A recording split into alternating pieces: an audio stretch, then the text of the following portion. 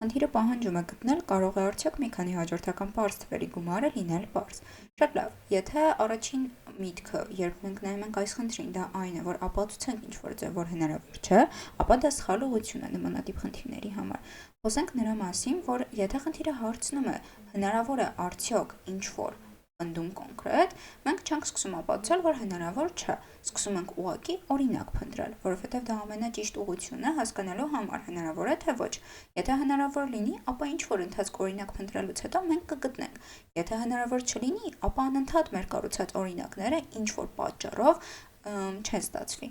Հետևաբար, այդ ինչ-որ պատճառը մենք կգտնենք ավելի արագ, երբ փորձենք օրինակ փնտրել, ոչ թե միանգամից սկսենք ապացուցել, որ հնարավոր չէ։ Դրա համար ուղղակի փնտրենք օրինակ։ Ահա, փնտրենք օրինակ։ Դե ունենք պարզ թվեր, գիտենք դրանք որոնք են ու մի քանի հաջորդական պարզ թվեր վերցնենք ու իրար գումարենք։ Ենթադրենք 2-ից եմ սկսում, օրինակ 2 գումարած 3-ը։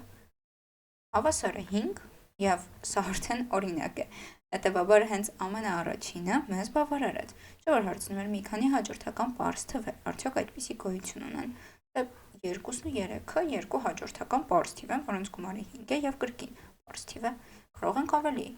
շատ փնտրել եւ ուրիշ օրինակ գտնել։ Ենթադրենք 2 գումարած 3, այստեղ 5 ենք ավելացնում, այս գումարը հավասար է 10-ի։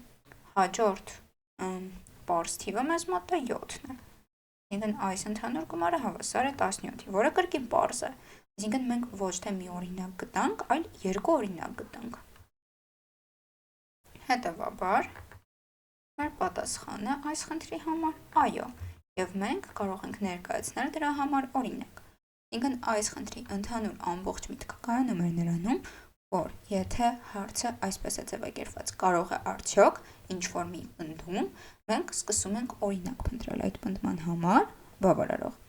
Եթե պատասխանը այո լինի, ապա ինչ-որ ժամանակ անց մենք հաստատ օրինակ կգտնենք, եթե ոչ լինի, մենք ոչ մի դեպքում օրինակ չկգտնի ու անընդհատ կնկատենք, թե ինչն է խախտվում մեզ մոտ, ինչը ավելի շատ կօգնի ապացուցելով, որ հնարավոր չէ, քան հենց միանգամից մտածել, թե հնարավոր չէ։